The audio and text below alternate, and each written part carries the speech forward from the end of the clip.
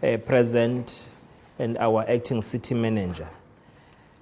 Good morning to all of you, colleagues from the media, the members of the community who are following us on our social media pages. You are all welcome. Firstly, we are here to give an account of our 365 days. So the report is supposed to be 150 pages, but we did all we could to condense it to be very few pages, 5 pages, so that we are not taking all the time. Thank you for attending this media briefing to reflect on the progress we are making as the current leadership of this municipality to turn around our city. From the outset, we must indicate that while we have not turned the corner in addressing the challenges facing our city, we are indeed making a great progress. When the African National Congress deployed us into this municipality last year in September, it outlined one of the key priorities as stabilizing the city and repositioning the city to respond better to challenges of service delivery, economic growth, and job creation. We are pleased to report that in the short space of time, we have been able to stabilize the city and created a positive investor climate, which has contributed to many large investors recommitting their investment in the city despite the losses they suffered as a result of COVID-19 pandemic. This is a clear indication that even the business confidence is growing in the city. Colleagues, in the past 2 weeks, we've been engaging with the business sector, particularly companies that have already committed to continue to invest in our city. Last week, we launched the Taywin Economic Council that brings together different stakeholders to unlock the economic potential of the city and create jobs. This council must create a positive investor climate in a Taywin municipality and position our city as an investment destination of choice. It is important to indicate that this is one of the commitments we have made last year when we took office, that we intend to create platforms where all social partners sign a social compact to boost our economy and create jobs. In this regard, we have also liaised with many stakeholders, including people with disability, people who are NGOs, and different stakeholders in our municipality. While we acknowledge that the municipality has been experiencing some challenges in delivering quality services to our residents, we have put a turnaround plan to upgrade our water infrastructure. The plan includes the implementation of the Western and Northern Aqueduct project at an estimated cost of 2 billion rands that will bring some relief of communities affected by intermittent water supply. This project has already addressed the challenges of water shortages in some of the west and northern areas of the city. As the country continues to experience power outages, which impact on the functioning of water reservoirs, the city has procured generators for 8 reservoirs in southern and northern part of our city. This will eliminate water shortages in areas such as Adams, KwaMakuta, Mbombulu, Tuzuma, and other areas. In areas where there is inadequate water infrastructure, the city has procured additional 30 water tankers. This has increased the total number of our fleet from 88 to 103.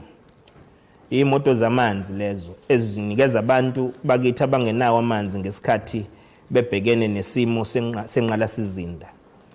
This will certainly help many people to access water, particularly in deep rural areas, especially those areas which were incorporated from Vulamehlo coming to the city since demarcation were changed.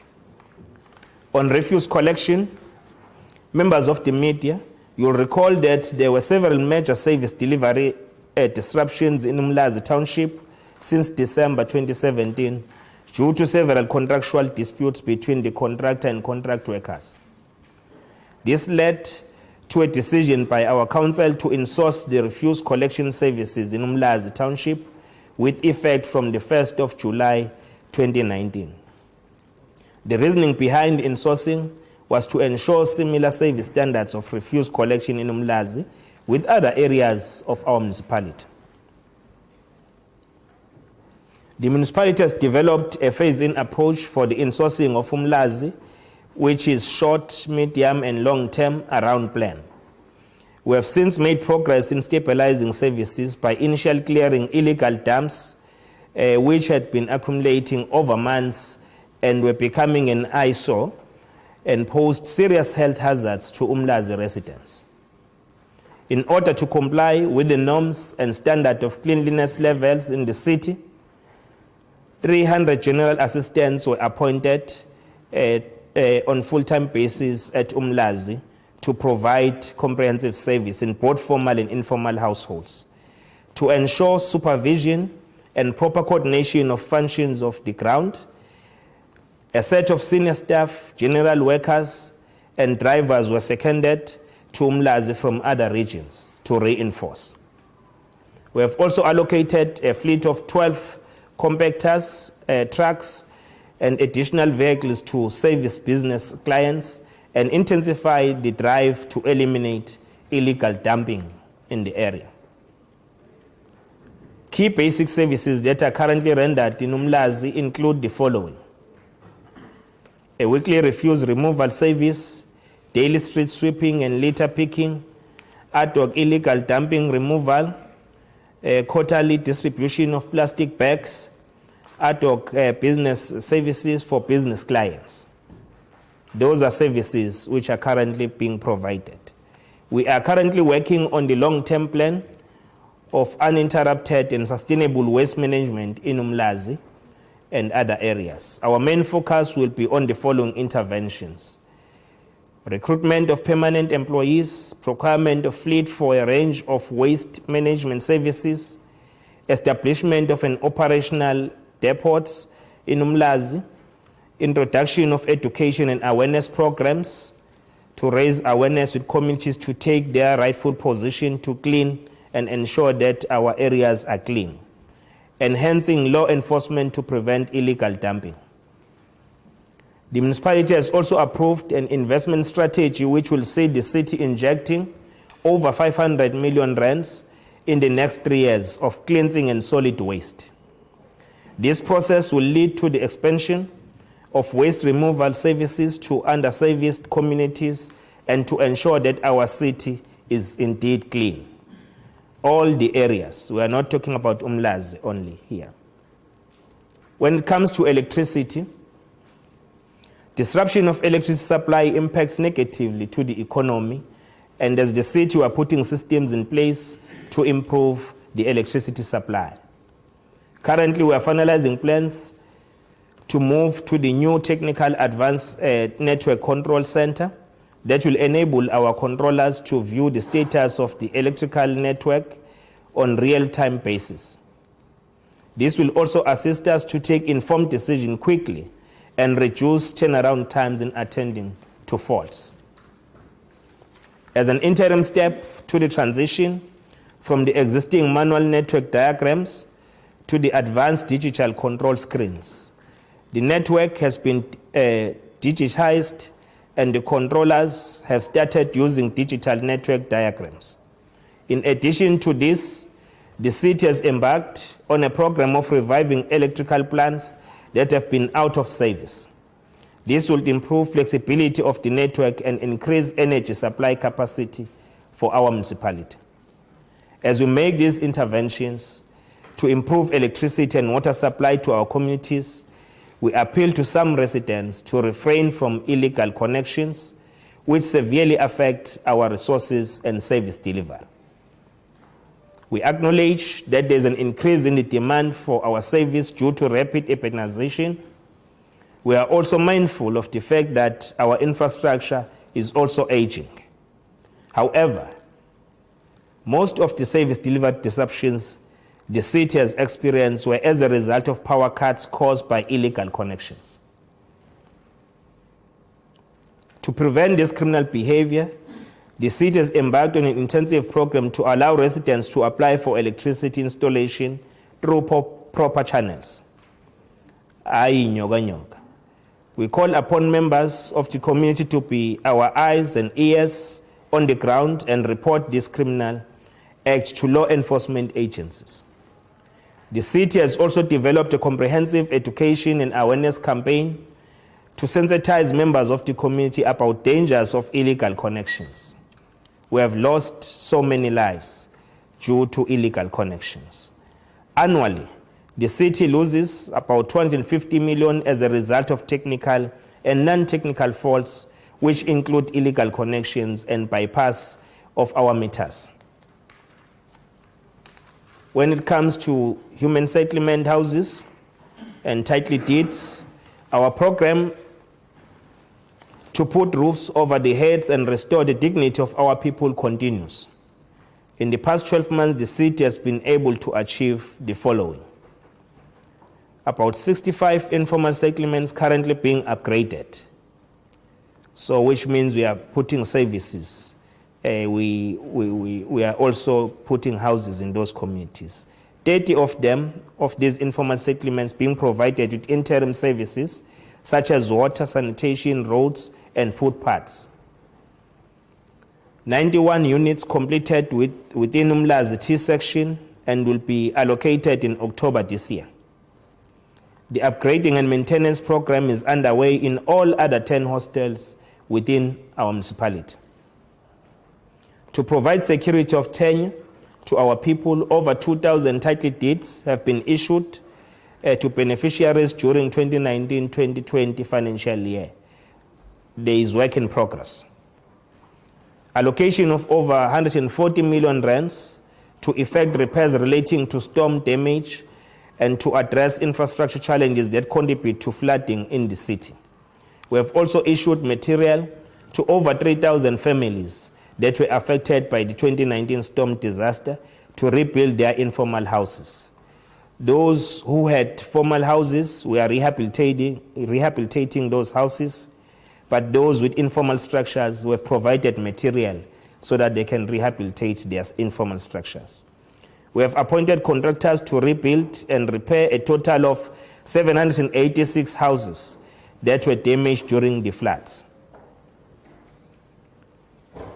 When it comes to temporal structures, transit camps, let me also take this opportunity to reassure our residents that we remain committed to relocate families in temporary residential areas to formalize housing developments. It is important to mention that initially the city had about 71 transit camps, and the total number of families that were staying in these areas were original 10,140. To date, 17 transit camps have been relocated to various greenfield projects, including Konupia, with a total number of 3,357 families relocated in this project. We are currently having a balance of 8,235 families remaining to be relocated. While our plan is to eliminate this backlog by 2022, we are pleased that the city has been able to reduce transit camps from 71 to 45, and 42 of these have already been linked with land and projects. So we are not being found wanting when it comes to what is the future plan for such projects. Operation Sugumasake approach to service delivery. As we have indicated that one of our primary tasks when we assumed the leadership of this municipality was to improve service delivery to communities. We also had to put measures in place to ensure that poor people do not spend their hard-earned income traveling to our offices in order to get services. Through Operation Sugumasake Moral Outreach Program, we brought government closer to the people. This program entails the leadership and the city's senior officials visiting at least 12 wards of the municipality per month. There is no senior official in this municipality who remain in office and they find comfort in their offices with air conditioners. All of them, they are with us when we are on the field to link with communities and address their challenges. To date, we have visited about 36 wards of the municipality where we have been able to address issues raised by the communities on the spot. Our intention was to visit all 110 wards of the municipality by end of July this year. However, due to COVID-19, we had to suspend this program to comply with lockdown regulations. Our officials have been directed to finalize plans to resume the program next month, taking into account of all COVID-19 safety measures in place. Road infrastructure. Ladies and gentlemen, as we accelerate our program to revive township and rural economies, the city is currently implementing plans to upgrade our road infrastructure.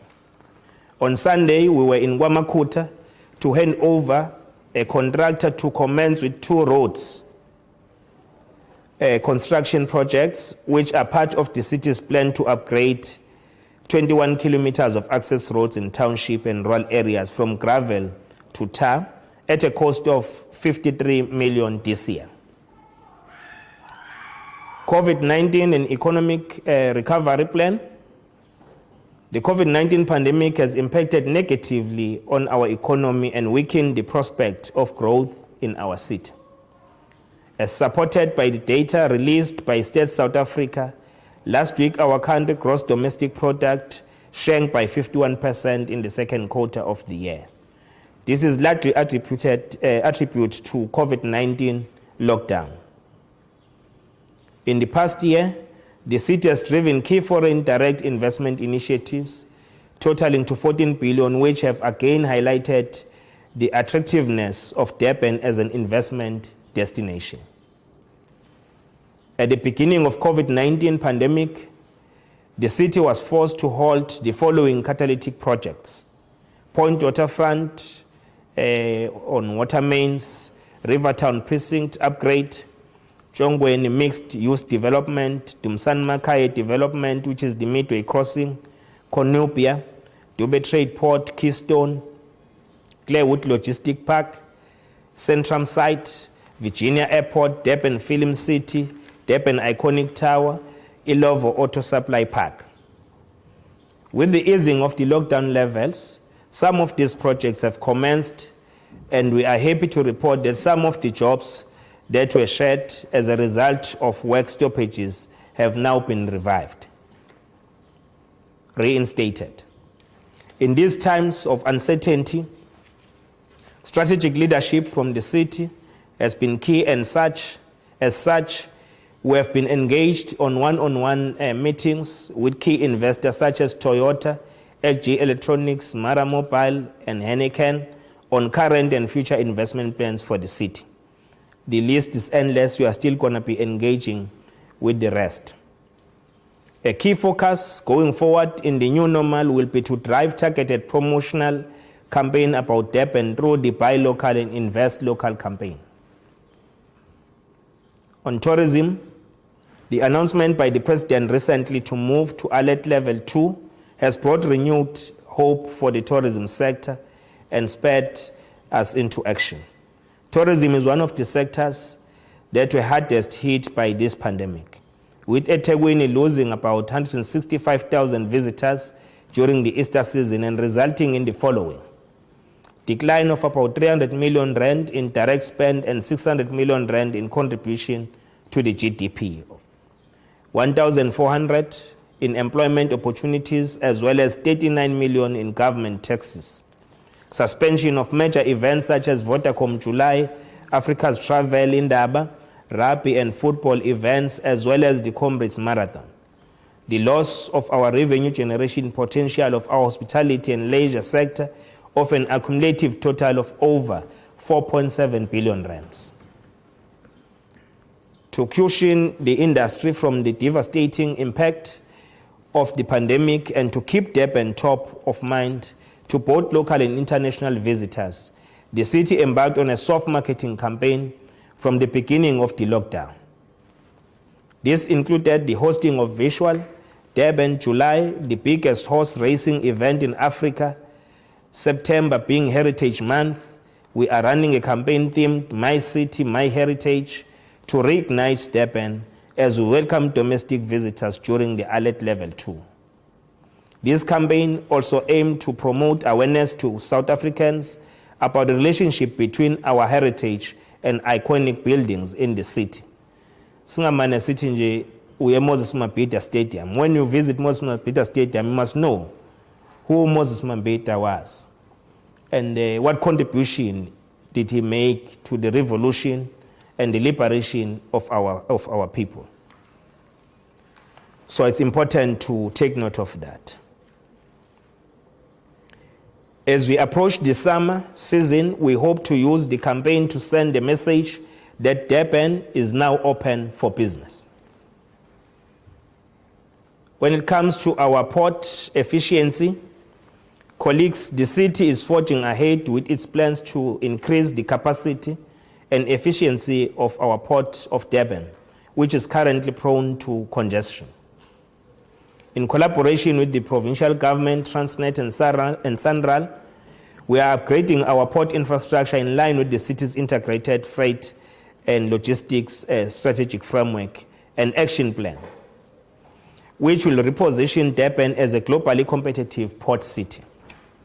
Guided by this action plan, we have embarked on the following projects: rehabilitation and expansion of additional lanes on the M7, which is now called Solomon Mahlangu Drive, working jointly with the Transnet National Port Authority in developing additional road capacity in and out of the port, developing truck stops and truck staging areas around the port of Durban to assist in alleviating congestion.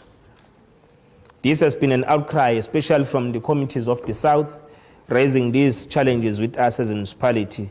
Therefore, we have responded working with all other spheres of government. Developing the Cllr intermodal hub that will move certain cargo out of the port to Cllr. Coming to Durban as a smart city, ladies and gentlemen, we remain committed to moving Durban towards being a smart city, and our plans to achieve this noble goal are beginning to yield desired results.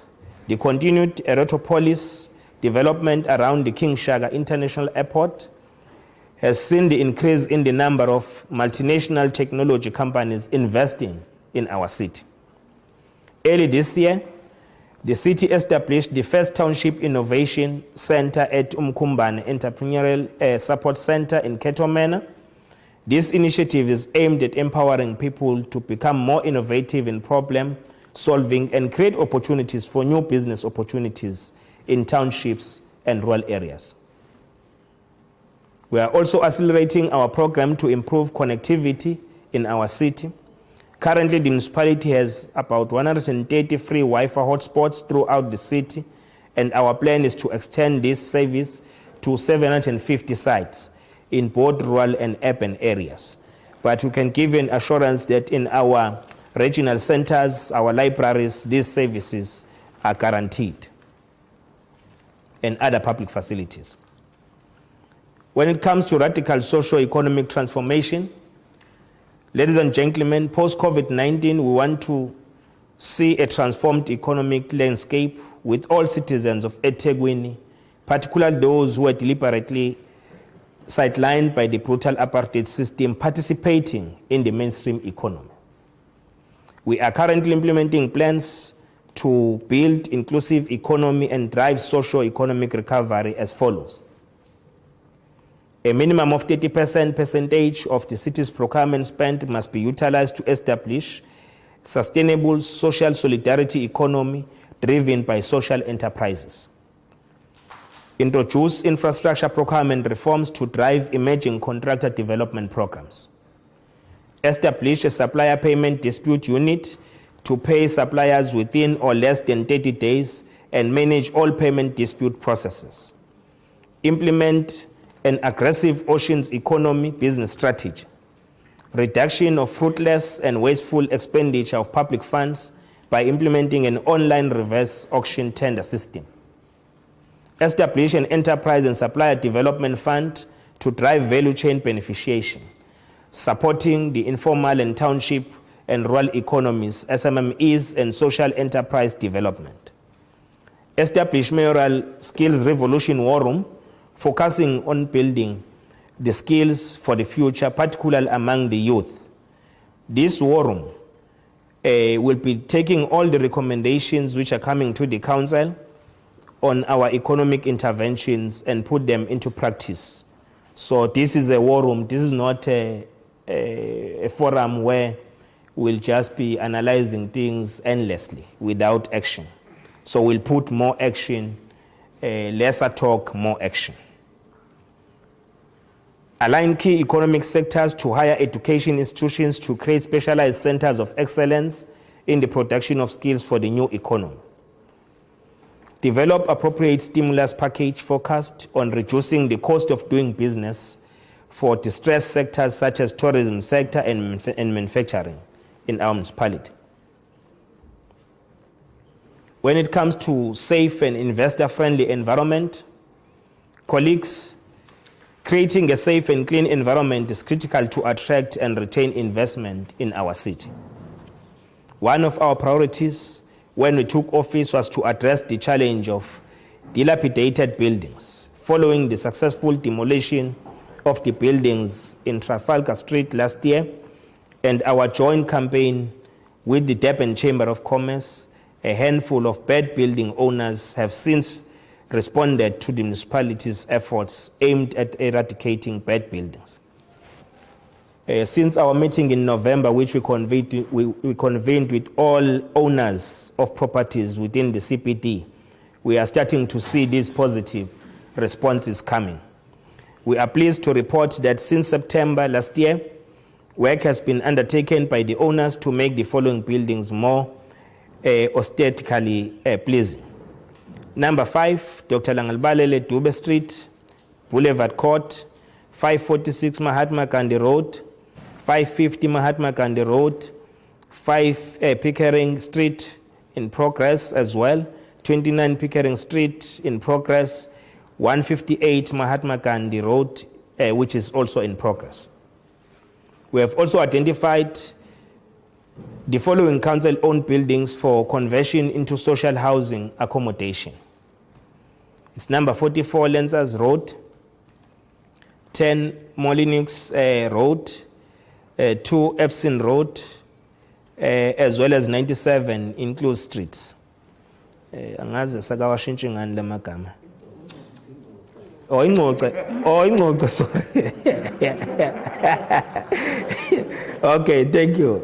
97 Ingcoce Street. So I was worried about the top one, so I also included the Zulu one here. We are moving with speed to construct a government mall in the Point Precinct intended to serve as a community precinct center modeled on a shared facility where law enforcement agencies, including SAPS, Metropolis, Immigration Services, and Customs, will also be housed to enhance our crime prevention initiatives. In collaboration with the private sector, the city will install face recognition technology for the purposes of crime prevention. We are pleased that Vodacom has already shown interest in this project. We also appeal to other private companies to support this initiative, since fighting crime is our collective responsibility. As the leadership of Taywin municipality, we are gravely concerned that Inanda and Umlazi remain top of the list when it comes to gender-based violence and incidents of crime. In our efforts to curb the scourge of violence directed at women and children, we recently convened 2 webinars focusing in Umlazi and Inanda to activate communities, crime-fighting structures, and law enforcement agencies to effectively deal with crime, particularly GBV. In this regard, we'll be making follow-up meetings in these 2 areas, the other one in October and the other one in November. We'll be going to Chatsworth and Phoenix within 2 weeks. The establishment of a Taywin Men's Forum also gives us hope that we'll be able to deal with the culture of violence in our society. Through this initiative, we encourage active citizenry, among our men and become part of the solution in addressing this scourge. On climate change, while COVID-19 continues to disrupt economic growth, climate change poses the greatest threat to our infrastructure. Recently, we experienced flooding and increased incidences of extreme weather events, leading to the destruction of critical infrastructure, the loss of lives, and disruption of economic activity. To this end, 2 weeks ago, we launched the Durban Climate Action Plan, which sets out a pathway to reduce emissions with the long-term objective to shift from a fossil fuel economy towards one that is sustainable and dependent on renewable energy sources. This transition will be done in an inclusive manner to ensure the protection of people's livelihoods and contribute towards the promotion of green economy, thereby creating much needed jobs. By the way, colleagues, this climate action plan is the first one in Africa. So will be followed by the city of Accra in Ghana, which is also due to launch theirs. That will be the second plan in Africa. When it comes to good governance and consequence management, the recently released Auditor General report indicated that Taywin is one of the leading municipalities in the country on irregular expenditure. We want to assure the citizens of Taywin that we are actively promoting a culture of accountability throughout the city. To this end, we have convened a workshop with the senior management and developed practical plans to address irregular expenditure. The plan includes the following: early warning systems to detect irregular expenditure before it incurs, apply consequence management on officials implicated in wrongdoing without massaging them, but applying the consequence management. And we need to migrate from keeping this as part of the hymns that we sing when we are not happy, but it needs to be translated into action, which we are now doing. Weekly meetings with the senior management to assess the progress on the implementation of these plans. Reduce over-reliance on consultants and develop solid and credible contract management systems.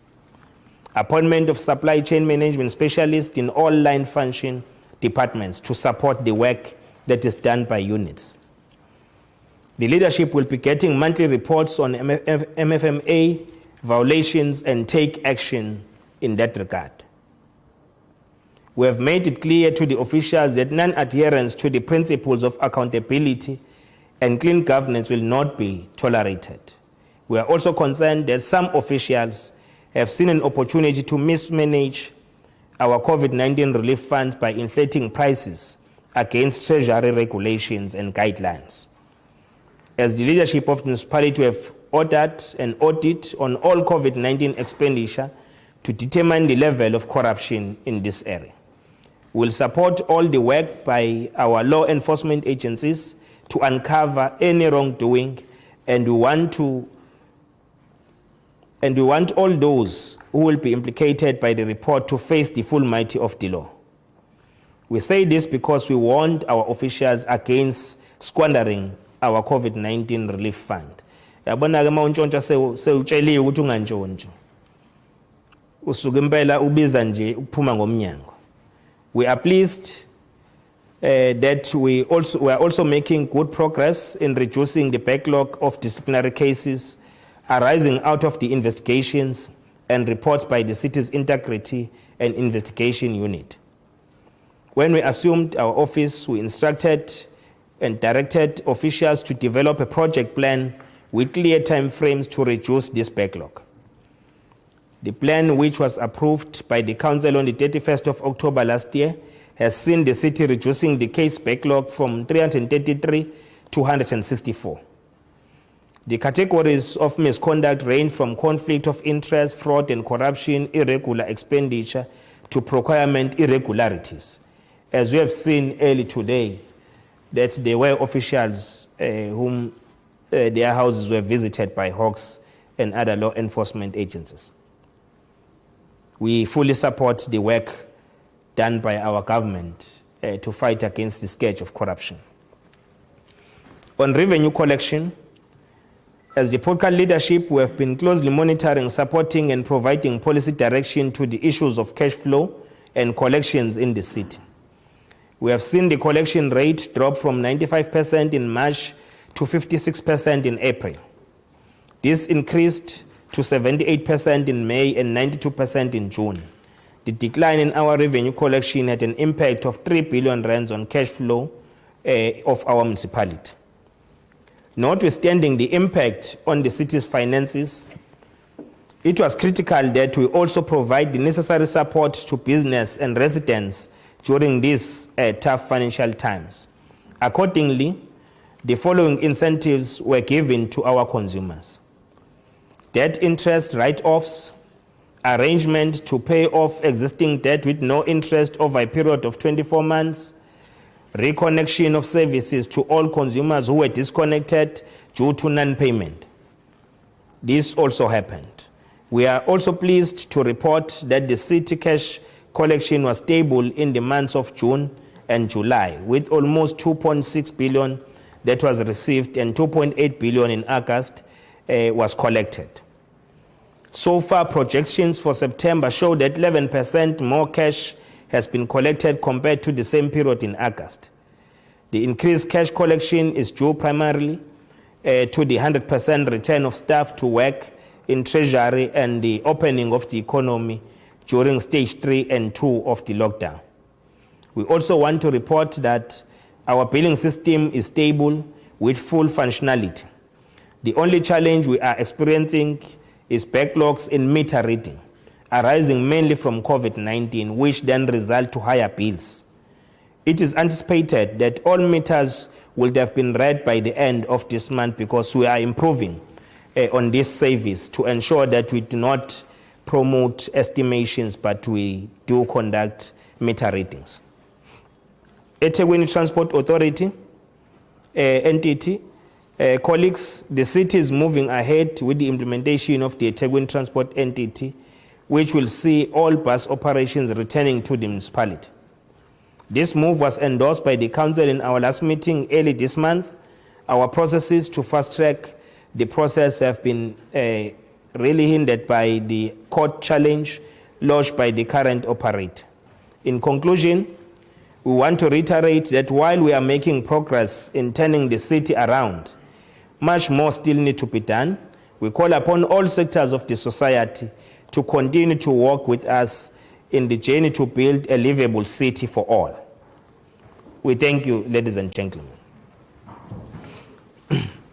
Sicela nje ukushaya isamari yesiZulu.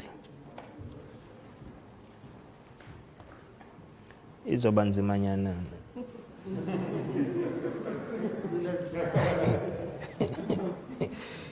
Namhlanje sithula umbiko wonyaka wonke sakhethwa njengobuholi obuthatha ke lomkhandlu buqhubekisele phambili. Sifisa ukubeka ukuthi nakube inselelo zisekhona, kodwa kuningi sikubona sikuhlomulile ngokungenelela kobuholi obuthunyelwe u-African National Congress ukuzolekelela umasipala wakithi uqhubekele phambili udlulisele izidingo zabantu ngendlela okuyiyona yona. Lokho kufaka phakathi ukuthi umasipala wakithi sanikezwa nje ukuthi izinto ezisemqoke kufanele sidile nazo, ukwenza nje uzinzo kumasipala, kubonakala ukuthi bukhona ubuholi obusebenzisana nomphakathi namabhizinisi nama-NGOs na wonke ama-sectors ukuguqula umasipala wakithi ube idolobha okuyilona elinakekela kunawo wonke Afrika futhi ekwazi ukuhlaleka kalula kulona. Ingakho-ke iy'nselelo esizibonile ebefanele siqhubeke nokubheka umsebenzi wethu kuzona ey'thinta ukudlulisela kwey'dingo kubantu, ukukhuliswa komnotho nokukhiqiza amathuba omsebenzi okubonakala kuyiwona anenkinga kakhulu masekuza enhlalakahleni yomphakathi, kwinhlalakahle yomphakathi. Ngakho-ke njengomasipala sithe masingenelela kwabakhona izinto ezinye esibona ukuthi zibalulekile zenzeke, kakhulukazi njengoba sibhekene ne-COVID-19, ethina siqinisekise ukuthi sibuyisa isithunzi sokuthi labo abatshali beyimali bebe nalo ithemba lokuthi uma betshala izimali zabo edolobheni lakithi zizokwazi ukuthi zibalethele nabinzuzo, kodwa futhi umphakathi waseThekwini uthuthuke nomnotho ukhulu udala amathuba omsebenzi. Siyafisa ukunikeza umphakathi umbiko othi sihlangane nezinhlaka ezahlukahlukene zamabhizinisi ama-chambers namabhizinisi uqobo lwawo. Singena ibhizinisi nebhizinisi sibalekelela sisupporta abanye babo beney'nkinga zokuthi abazi bazokwazi uku-aplya kanjani kulezi imali ekhishwa uhulumeni kazwelonke nowesifundazwe. Sabalekelela njengomasipala waseThekwini ukuthi bekwazi ukuthola lelo sizo. Nathi futhi savula nesikhwama ekuzovalwa manje ngoSeptember 31 ukufaka izicelo isikhwama se-social relief on SMMEs nama-cooperatives. So abantu abafuna ukufaka izicelo kufanele beyifake ngaphambi ukuthi kushaya umhla ka-31 kuSeptember ngoba isikhwama esidalela ukuthi silekelele kakhulukazi amabhizinisi akithi abantu bakithi asazi ukuthi akhinyabezwe ile COVID-19 kungangena inzuzo namathuba omsebenzi aphela. Kodwa sikujabulela ukuthi bakhombise osomabhizinisi ithemba elikhulu nokwethemba kakhulu ubuholi bukamasipala ukuthi beqhubeke nokutshala imali zabo kumkhandlu waseThekwini. Njengoba sikhuluma nje baningi asebevuselele ukusebenza kwabo kwamabhizinisi abo nemisebenzi yabuya kulebi selahlekile kubantu bakithi. Masikhuluma ke ngenqala sizinda. Sifake ke imali engango-2 billion rand ebhekelene nokuthi sithuthukise inqala sizinda yethu ngoba kuzokhumbuleka ukuthi amapayipi akade efakiwe ehlinzekela abantu bakithi ngamanzi mancane. Umthamo odluliswa lawo mapayipi awusalingani nomthamo odingwa abantu njengoba imizi ikhula mihla namalanga edolobheni lakithi. Lokhu ke kwenze ukuthi indawo ezilapha ku-western ne-northern area kamasipala zikwazi ukuhlomula kulolu hlelo luka-2 billion esithuthukise khona ukufaka ama-bulk pipes, amapayipi amakhulu ukuthi sishintshe isimo sokuhlinzekela abantu ngey'dingo. Imiphakathi-ke lapha koMakhutha, ko-Adams, koMbumbulu, koNtuzuma nayo izohlomula futhi kulolu hlelo neminye imiphakathi eminingi. Siyafisa futhi ukwazisa abantu bakithi ukuthi sengeze iy'moto zamanzi. Besikade sisebenza ngey'moto eziwu-88 sizengezile-ke iy'moto zamanzi zaba 103 ngoba kunemphakathi esey'ndaweni ey'semakhaya inqala sizinda esingakayifaki ukuthi sibadlulisele amanzi ngendlela okuyiyona yona. Ngakho-ke amathangi esiwafakile adinga lezi imoto zizofaka amanzi kulawo mathangi kwenza ukuthi umphakathi ube nako ukuthola amanzi ahlanzekile. Ekuqoqweni kadoti kuswela ngo-2017 ziyaziwa iy'nkinga ebekade zikhona ikakhulukazi eMlazi. Lezo y'nkinga-ke siyafisa ukubika ngokukhulu ukuzethemba njengomkhandlu ukuthi sedlulile kulezo y'nkinga ngoba sesingenelelile. Kusukela-ke ngomhla ka-1 kuJulayi sikwazi ukuthi si-appointe abantu asebengene ngaphansi kokuqashwa umasipala weTheku abangasasebenzeli iy'nkontileka eziyimele ukwenza ukuthi sishintshe isimo nangendlela udoti obuthwa ngayo endaweni yaseMlazi. Nakuba ngeke kufike 100% kodwa singaqinisekisa ukuthi umehluko usukhona endaweni yaseMlazi. Abantu baseMlazi bengakufakazisa lokhu kwisimo esivela kusona. Kodwa sisaqhubeka futhi nokuthi silungise le nkinga size sifinyelele esiphethweni sayo. Siyafisa-ke ukusho ukuthi zonke iy'nhlaka ey'sebenza ukubuthwa kukadoti kakhulukazi umnyango wethu obhekele nalo msebenzi usukwazile ukuthumela iy'moto ama-truck amakhulu abizwa ngama-compactor trucks awu-12 azokwazi ukuthi alekelele lapha endaweni yaseMlazi ethina ukudoti uqoqeke ngendlela okuyiyona yona efanele. Siyaqinisekisa futhi usuzobuthwa masonto wonke udoti kanjalo kushanelwe kuhlale kuhlanzekile endaweni kubuye kukhishwe nabo plastic abazokwazi umphakathi usebenzise ekufakeni imfucuza.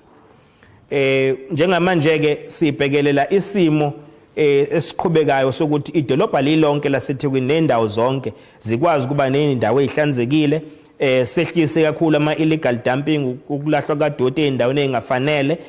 Lokho-ke sizokwenza ngokuthi sifake imali engango-500 million eminyakeni emithathu ezokwazi ukuqinisekisa siyakuthuthukisa indlela ekubuthwa ngayo imfucuza emphakathini wakithi. Kodwa futhi hhayi ukubheka ukuthuthwa kwayo kuphela kodwa sibheke ukuthi mangakanani amathuba angavuleka omnotho kumphakathi wakhele iy'ndawo zakithi ukusebenzisa kona ukubuthwa kukadoti ukwenzela ukuthi kushintshwe isimo somnotho. Kwezokufakwa kombani ugesi sibe nakho ukuphazamiseka kakhulu nathi njengomphakathi waseThekwini ngoba siyazi ukuthi ugesi uyizinda somnotho. So uma ngabe ugesi ungatholani ngendlela efanele iy'nkampani umphakathi asikwazi ukuthi sibe nempilo eqhubekela phambili. Yingakho-ke sithe kubalulekile ukuthi sizame ukuthi sishintshe ezobuchwepheshe ezokwazi ukuthi zisikhombise kusenesikhathi ukuthi nanku umonakalo lapha kuleya ndawo kagesi sikwazi ukungenelela izinto engakenzeki sibe proactive. Ingakho ke sikhuluma ngokuthi an advanced network control center isizokwazi ukuthi isebenze nama controllers are deployed to operate such a center kumasipala wakithi. Siyafisa futhi ukusho ukuthi uma ngabe sikhuluma ngokuthuthukiswa kagesi nokushintsha indlela ekulethwa ngayo ugesi, ziningi indlela nohlobo ekutholakala ngalo ugesi esizokubheka. Kokunye kwalokho ama solar panels esobe siwasebenzisa kwi renewable energy, sikwazi futhi ukuthi sishintshe nemfucuzi kwazi nayo ukuthi yenze umnikelo ekuthini ugesi utholakala kanjani kanye nokunye ukuhlomlisa imphakathi kwezomnotho. Nakhona ke la umasipala wakithi uba nokukhinyabezeka kakhulu ngabantu abazixhumela ugesi ngokungekho emthethweni. Sifuna ukuxwayisa izakhamuzi zaseThekwini ukuthi lo umkhuba ongalimaza umasipala kodwa limaza umphakathi uqobo lwawo, ngoba laba abazixhumela ngokungekho emthethweni bakhinyabeza ukudluliselwa kagesi kubantu abawukhokhelayo ugesi nyanga zonke. Ngakho kubalulekile ukuthi lolu hlelo siliqalile manje lokuthi abantu befakelwe ngendlela okuyiyona ugesi. Wonke umuntu waseThekwini siyabanxusa abantu bakithi selilandele lolu hlelo sikwazi ukuhlomula kulona khona sizokwazi ukubhekana ngqo nabantu abafuna ukuqhubeka bentshontshe ugesi womphakathi. Sikhuluma ukuthi ke silahlekelwe nje imali engango 250 million, ngakho njalo ukuthi kube khona ukunqamuka kagesi njalo wenziwa ukuthi abantu bayixhumele ngendlela engekho emthethweni, kodwa futhi abantu bezifakele bona bebypassa namamitha akamasipala kagesi. So ke sifuna ukulungisa ke leso simo sobambisana nomphakathi ukuthi sisilungise leso simo. Mawukhuluma ngezezindlu, kuyiqiniso futhi ukuthi einyangeni ezu12 ezidlule sikwazile ukuhlomula ngokuthi njengomasipala sithuthukise noma sishintshe indawo eziyama informal settlement ezibalelwa ezizakhiwe ibalwa ku 65 amashumi ayisithupha nesihlanu ekutheni zibe sezingeni. Kuthi kulezi singakwazi kuyiguqula ukwakhiwa izindlu zibe formal ziformalizwe, sinemphakathi elinganiselwa ku 30 yalapha eThekwini yezakhiwo kuma informal settlement esidlulisele ngosizo olufaka phakathi ukulungisa imigwaqo, ukufaka amanzi kulo mphakathi, ukufaka ama-ablution facilities lawa agcine nama-bathroom phakathi nosinki, kanjalo nama-toilet, izindlu zangasese kulezo indawo. Kanti ke nendawo zokuhamba kwezinye indawo siyilungisile ukuthi noma kunezimvula engakanani abantu bekwazi impilo yabo ukuthi ingami iqhubekele phambili.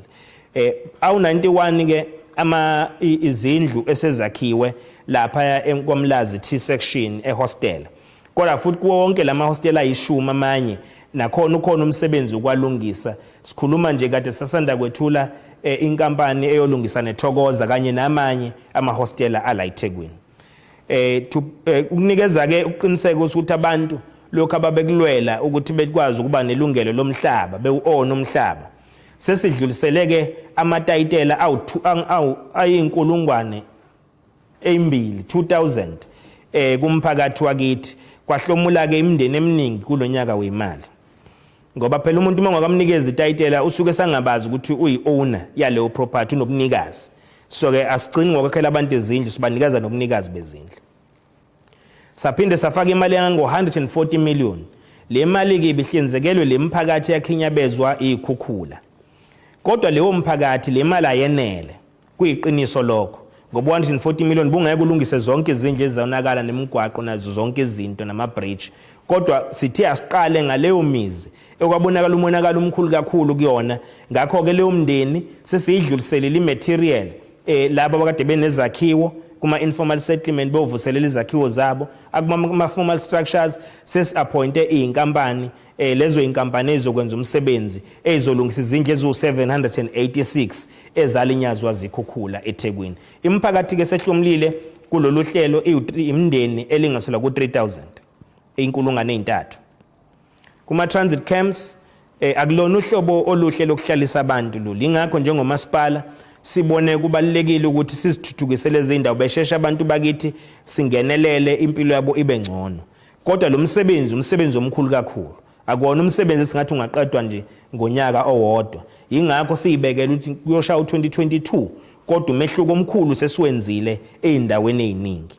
abahlaliswe ke kulezi indawo ngaphambilini besinama transit camps awu71 njengamanje singabika nje ukuthi kulama camps awu71 sesiwehlisile ase45 manje and ke kulawo awu45 wonke amashumi amane nambili 42 asisacabangeli ukuthi sizobathatha sibayise kiphi indawo siyobakhela kuphi sebengaphansi kweinhlelo abanye sebelinde nje ukuthi lawo ama project abo aqale implement mesebeyiswa kulezo indawo okusho ukuthi ke uhlelo lwethu liqonde ngqo ekuthini abantu abahlala endaweni zesikhashana angingabe indawo epermanent zokuhlala kwabo impilo yabo ishintshe ifane nayo yonke abanye abantu bakithi.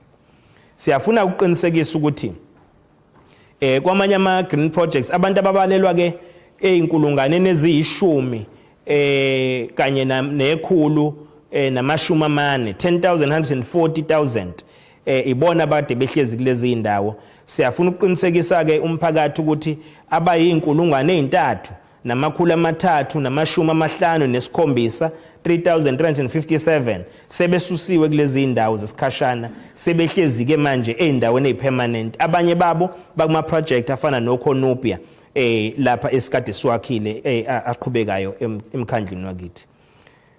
Sisaloleke abayo inkulungwane ezishumi nambili namakhulu amabini namashumi amathathu nesihlanu 8,235 families okuyiwona ekusele ukuthi ke senze lo msebenzi esiwushilo ukuthi le mphakathi noma lama transit camps awu42 asenali plan iqhinga lokuthi sizobayisa kuziphi indawo labo bantu. Ke sitheke masifika njengebuholi bukamasipala sathula uhlelo operation sukuma sakhe obuqinisekisa ukuthi umphakathi akuwona ozofuna uhulumeni kodwa uhulumeni uyakubona umphakathi kangangoba nje akekho oyisikhulu sikamasipala osahlala emahhovisi ngale kulolu hlelo esiqhubeka ngalo wonke umuntu uya efieldini eyobona iziphi lezi zinto abantu bengafundi izinkinga zabantu kuma emails naseyingcingweni kodwa beyibonele bona ngokwabo ukuthi umphakathi ukhala ngani ngoba lokhu kuyayishintsha indlela ijubane okugijinywa ngalo ukuletha idingo kubantu bakithi kunokuthi uthole i-email ubuye ungayiphenduli ubuye nje uyibuka uyibeke eceleni kodwa mawusubonile uyakwazi ukwenza umehluko ngokusheshsha. So kulongenelela kwethu ke maningi amawadi sesifike senza umehluko on the spot masifika sakwazi ukushintsha izinto zenzeka umphakathi wakithi wahlomula kwintuthuko yawo. Kwezenqala sizinda ke imigwaqo miningi imigwaqo esilungisiwe sithe masizonibalela ngoba ireport ikhona abroad kungaphela ama page amaningi. So ke leyo mgwaqo kodwa nje kuleli sonto esiphuma kulona besethula inkontraka ezokwakha imigwaqo emibili lapha elokishini la kwaMakhutha kanti neminye imphakathi sihlomulile kulolu hlelo mningi imigwaqo eyakhiwayo ngaphansi kwesabelo sika 53 million esisikhiphile salonyaka wemali. Siyafuna futhi ukuthi sikuveze ukuthi ukulwisana nalolu bhubhane i-COVID-19 kwenzeke ukuthi nomnotho wethu uthinteke ngoba siyazi lihlasele singalindele wathinteka ke nje bakushiya ukuthi i-GDP yehlike ngo51% kule quarter yesibini. Lokho kusho ukuthini ke kusho ukuthi mningi umsebenzi efanele siwenze ukuthi silungise umnotho siuvuselele ingakho ke njengeTheku saba idolobha lokuqala ukuqhamuka nento esibiza nge-economic recovery plan uhlaka lokuvuselelwa komnotho waseThekwini elagcina ke libongwa ibo bonke abakhona ezweni ukuthi libonakala lizowenza umehluko. So ke nathi ke siyaqinisekisa lolu hlelo liya implemento siyafuna nje ukusho ukuthi mawusubheka kahle mkhulu umnotho olahlekile ngesikhathi kunale nkinga ngoba kunama project abalelwa ku14 billion rands ebefana ngabe benzeka kulesi sikhathi seCovid-19 kodwa akuphoqeka ukuthi amiswe ngenxa ukuthi ama regulations ebengavumeli ukuthi kuqhutshekwe kusetshenzwe ngendlela ejwayelekile. Kodwa siyakubonga ukuthi kusigaba sesibili sokuvulwa komnotho baningi asebebuyele kuma sites lama project aqhubeka siwabalileke Point Water Fund Riverton Precinct Ontshongweni Mixed Use Development Dumsani Makhaya Development Midway Crossing Khonupia Dube Trade Port Keystone Clearwood Logistics Centrum Site Virginia Airport Durban Film City Durban Iconic Tower Ilovo Auto Supply Park. Wonke ke lama projects namanye singawabalanga ngoba ibizophela isikhathi sethu masithiwa swalista wonke kubalulekile avusele ngoba wona phethe ke indaba zamathuba omsebenzi wona phethe umnotho waseThekwini. so ke sizoqhubeka ke nokuthi siwasebenze lawo projects kwazile ukuhlangana nenkampani ezinkulu sayinikeza isiqiniseko sokuthi siyazeseka njengomasipala sizosebenzisana nazo ukuthi ubuyisele umnotho endaweni yawo. Umkhakha ke wezokuvakasha uthinteke kakhulu kangangokuthi ulahlekelwe u4.7 billion. U4.7 billion othatheka ezintweni eziningi engabe zenzakala limcimbi ebekufanele libe khona efana no Vodacom July, imicimbi efana no Africa's Travel indaba o rugby o football events as well as combat marathon. So yonke lemicimbi ukuhlehliswa kwayo ukuthi kushintshwe indlela ebanjwa ngayo ibanjwe virtually kwenze ukuthi silahlekelwe ivakashi elinganiselwa ku165,000 nge-Easter holiday njengoba sinama Easter. Lokho ke kwenza umonakalo ke emnothweni ekufanele ngabe si-contribute 600 million salahlekelwa yileyo contribution 300 million obuzospendwa yilama visitor kube kuthiwa befikile. Siyafuna ke futhi ukuveza ukuthi sibe nendlela ezihlukile zokuthi noma kuvaliwe umnotho kodwa ne-lockdown kodwa sikwazi ukushintsha indlela esidayisa ngale dolobha lethu ukuthi lamukeleke kuyivakashi engaphakathi nezangaphandle. Sinethemba lokuthi lama campaigns lemkhankaso izoqinisekisa siyahlomula kulokho. Ichweba lethu laseThekwini likhulu kunawo wonke khona eAfrika. Kodwa inkinga nje sibe nayo ilokhu kubambezeleka okuba khona emgwaqweni ngenxa yesiminyaminya. Leso siminyaminya senziwa ama-truck ngoba indlela okufakwa ngayo impahla ngaphakathi kwichweba lethu nelandwa ngayo impahla ibine inkinga eziningi. Sikwazile ukubambisana noSanral, provincial government, no-national government, no-Transnet ehlaleni phansi akhanda icebo lelo qhinga ke esilikhandile lokuthi ake senze indlela zibe lula. Okokuqala ukudila nokuthi sehlise izimoto eziningi nama-truck amaningi afika ngesikhathi esisodwa, akube khona indawo esizivulayo la esowabhakisa khona engafiki kanye kanye. Lokho kuzokwenza itraffic ikwazi ukuflowa futhi siqinisekise ukuthi siyakwazi ukuthi bonke abazoletha impahla ngaphakathi edolobheni lakithi sibahlelela indlela yobuchwepheshe ukuthi kuqhunyana kanjani kwenze ukuthi izinto zibe lula. Siyavuselela nomgwaqo njengoba nobonile siwulungisa uM7 uSolomon Mahlangu Drive ekutheni uthi ukuvuleka uexpandwe khona izimoto izongena zibe ningi ngesikhathi esisodwa. So ke lezo inhlelo ke zonke okunye futhi sikubeke phambili enhlelweni zethu ukuthi lapha eClr sivula iClr Intermodal Hub ezokwazi ukususa umthwalo omkhulu la koClr abantu abaningi bethulela impahla zabo ngale eKhetomena kuvuleka indlela nanokuthi kube nendawo zokupakisa ama-truck ngaphakathi la edolobheni lakithi. So ke mkhulu kumsebenzi wenziwe noshintsho selwenziwe kufaka phakathi nokuthengwa kwemishini emisha uTransnet ngoba khona imishini ebifile ebiyenza ukuthi impahla ingasuswa ngobuningi bazo zilokho kuba ne-congestion because imishini bingasebenzi yonke. Eminye yayo seyivuselelwe siyasebenza ilungisiwe, eminye emisha futhi seyideliviwe.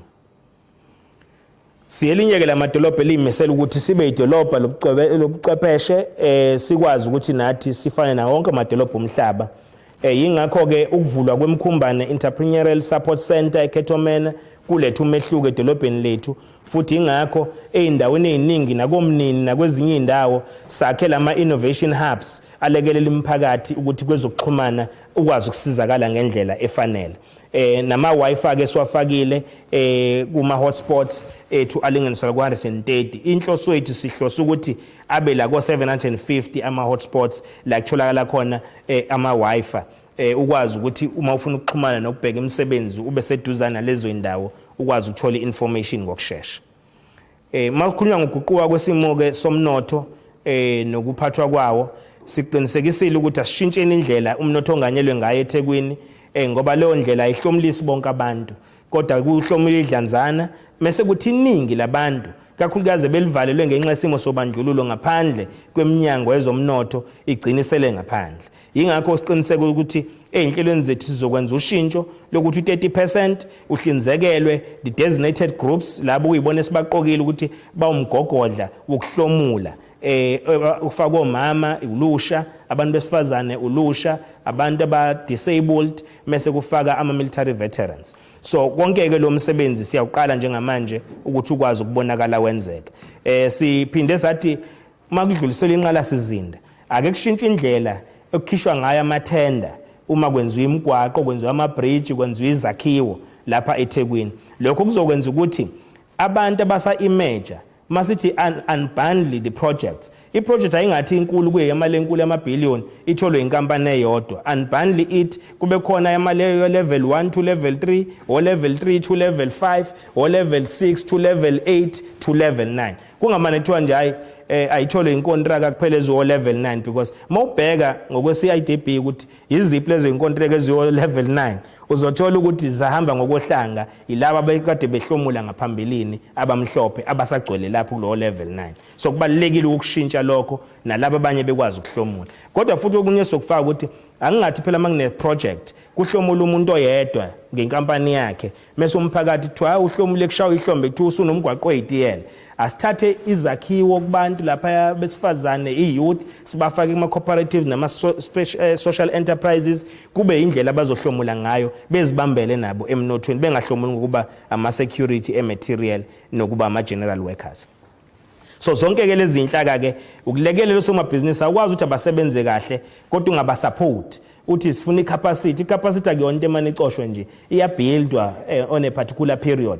So for us njengomasipala sibe nohlelo-ke singayikhulumi ngomlomo silidevelopile uhlelo lwe-enterprise and supplier development ekuthini nama-cooperatives owakhandayo engagcini ewa ngokushesha ngoba awasekelwe ukuthi ekwazi ukwenza umnotho ukubamba iqhaza emnothweni.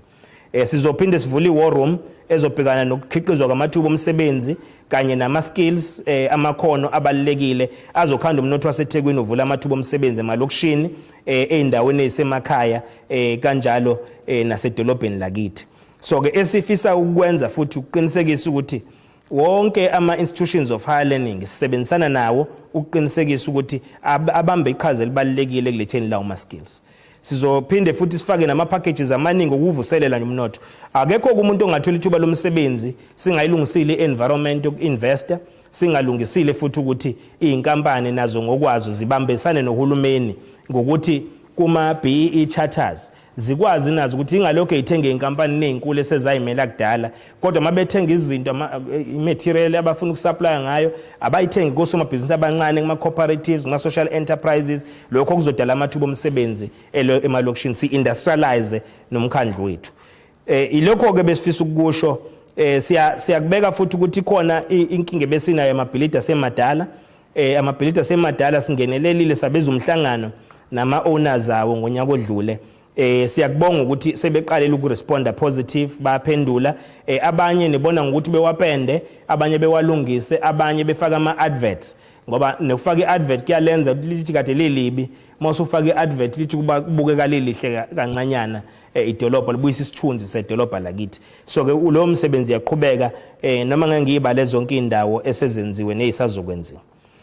Okunye-ke kokugcina ukuthi sizokwenza into ekuthiwa i-government mall.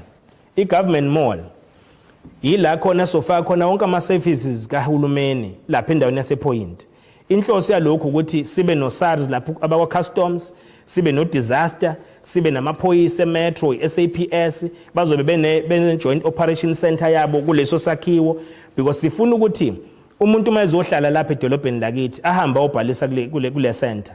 Sazi ukuthi ubani ohlala kulabhilidi, ubani ohlala kulapha kuba kunomonakalo wenzakala ungabi nabantu abaningi abala ko-20,000 40,000 edolobheni ongabazi ukuba tracer because bafike beyingenisele nje omastende bengene endaweni. So kubalekile ukwenza lo msebenzi ukulungisa idolobha lethu libe idolobha elihlanzekile elilwisana nobugebengu. Sizophinde sisebenzisane ke nenhlanka ezahlukene ekufakeni amakhamera namanye asesebenza ekuthini sikwazi ukubona igebengu kodwa sikujabulile kakhulu uSandral ukuthi abambisane nathi uyingxenye yale steering committee ezivuliwe lapha eThekwini sivulwa uMinister wamaphoyisa ukuthi amakhamera azofakwa nakaSandral. Awungathi uma ungena e-toll gate uza la idolobheni uqhamuka komunye umasipala nomqhamuka kwenye province singakwazi ukurecognize ukuthi isigebengu. So awuthi ungena nje ubuso bakho kuvele namacala akho usakhokha nje lapha e-toll gate isithomba ikuthatha icamera facial recognition isitshentsho namacala amangaki uwenze kuphi nendawo so that when you enter to the next toll gate amaphoyisa siyakwazi ukudila nawe akugudluze noma ungaphumi la nathi asifune ezethi igebengu ziyohlupha kwezinye indawo. So ayivalwe nje lapha e-toll gate sisathi sisaphuma sivinjwe sikwazi kuye endaweni esifanele. So those are kind of interventions to deal with crime in our city. So eyogcina ke le yokulisana nokukhohlakala nenkohlakalo eyenzakalayo ngaphakathi kumasipala sifuna ukusho nje ukuthi senze inhlelo eziningi zokuthi silwisane nalesihlava futhi kuzobonakala ngoba imiphumela izobonakala ukuthi bangakanani abantu asebejezisiwe abatholakala benza okungafanele ukuphambana nomthetho ngoba okubalekile kuthina kusikona ukuthi sijahane nabantu kodwa ukuthi wonke umuntu asebenze umsebenzi wakhe ngendlela ngesikhathi sifika ke lapha ngo-October amacala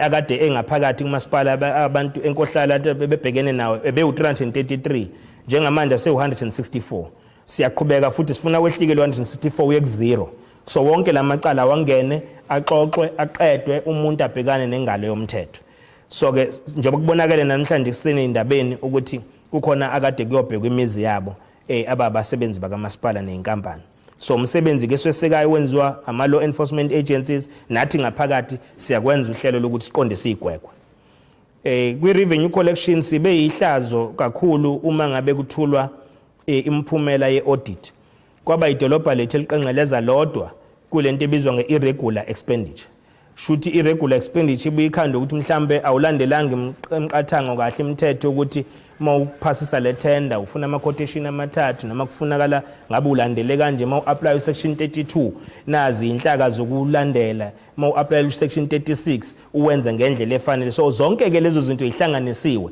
sihlale phansi abane workshop saphuma neziqondiso zokuthi yini ezokwenzeka ukuyigwema sizehlise kodwa sinalo ithemba lokuthi kubuya in next financial year audit ne outcome sizobe sesenze umehluko omkhulu kakhulu siyafuna ke futhi ukuzigqaja ngokuthi le plan esiyifakile sibe sesibheka ke manje kuma senior managers ukuthi ithini izibophezelo abanazo kuma contract abayisayine nathi njengomkhandla kokunye kwakho ukuthi akekho umuntu osine o-oversee department ozoyekela irregular expenditure iqhubeka ikhule kungabi khona inyathelo ezithathwa ngoba yena ulindele ukuthathela inyathelo abasebenza bangaphansi kwakhe uma ngabe engayithathi yena thina sothathela inyathelo yena ukuthi simqondise njengomkhandla waseThekwini so ke ilokho ke bakwethu sixolise nje ukuthatha kade ngishilo ukuthi ngiyazama nami bengizama ukugoqa nje kube kufishane kodwa ke sekugoqekile sicabanga ukuthi ke kubuyiselwa kwamabhasi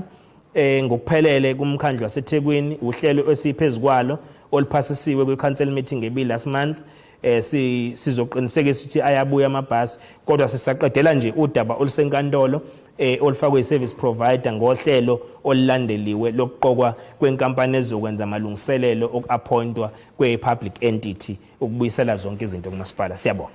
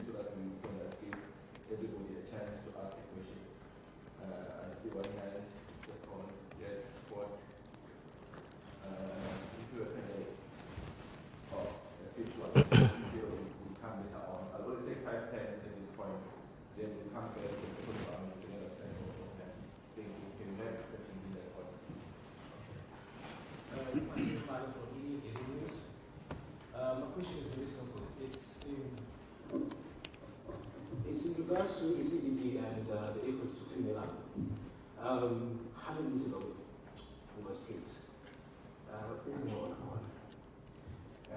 if you walk down, you see about Township, it's been like that, it's basically chaotic, and it's been like that for the past 10 to 15 years. The city has, on numerous occasions, said that they might be doing efforts to clean it up, but up until today, even now, you can go there and issues don't remain. The question is, what are you going to do about it, and what have been the problems in cleaning up the city? Because businesses have been complaining, I just want to get an answer because of that. Second question.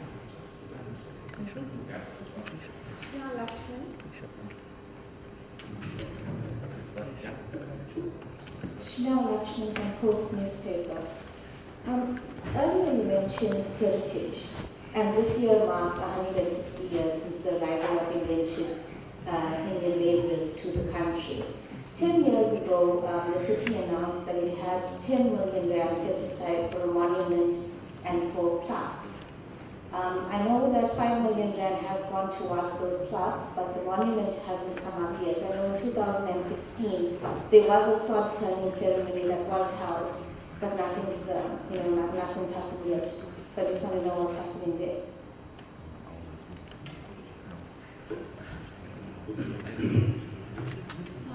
Good day, Karina from News from Africa.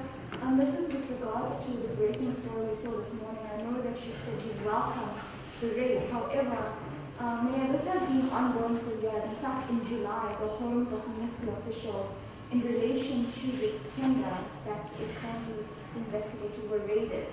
So my first question is, what happened to those officials? Are they still in office? And is the municipality conducting its own investigations into the water and sanitation department? And the same was just reading the story this morning. The accusation is that people would fraudulently process millions of rands, and the allegation is there's a criminal enterprise working within the department, within the municipality. So what is the office really doing about this? Morning, it's Kabir Singh from News 24. Mr. Mayor, you touched on the Umlazi issue and sort of the cleanup that's been happening around there. I'd like to specifically speak about Philippe's Hostel. When you took over from previous mayor, Zandile Kumede, one of the main issues that arose during her period of time was the Morani Commission calling for a convoy from the municipality that never turned up. The Human Rights Commission and the Public Protector's Office calling for the former mayor to sort of attend to a lot of the issues at the hospital. What have you done differently in this area? I mean, if we had to compare pictures from last year to this year, what sort of difference would you find? And have you been in communication with the Human Rights Commission and Public Protector's Office regarding the reports they released from their concerns?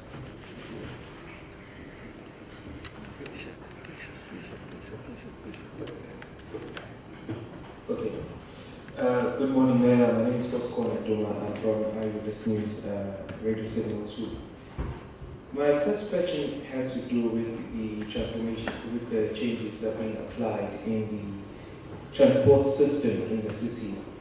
Has a cost analysis been done to ensure that as the city brings back operations to the city, that is going to cost it less? And I'm asking this because Transnet is actually arguing that it would actually be more expensive for the city to run its own bus fleets, and hence a private enterprise is necessitated. We know that there is ongoing bickering between the city and Transnet in regard to money that the city claims is owed to it.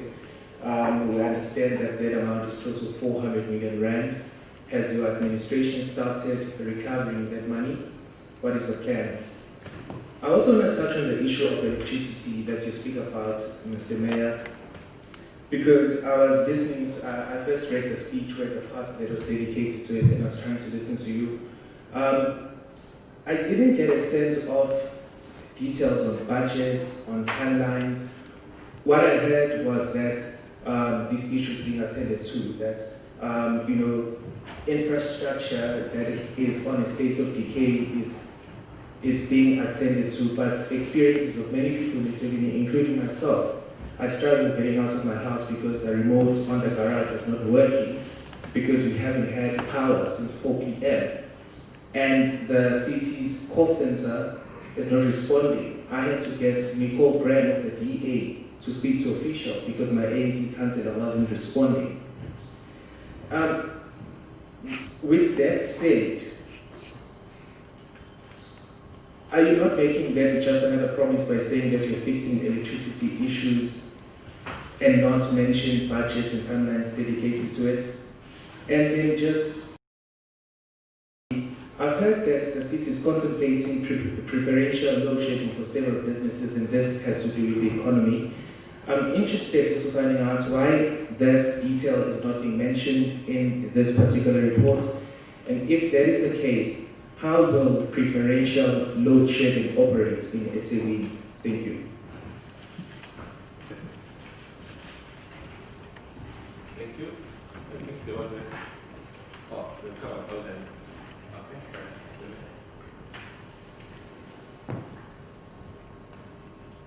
Any ESCO member want to come before me?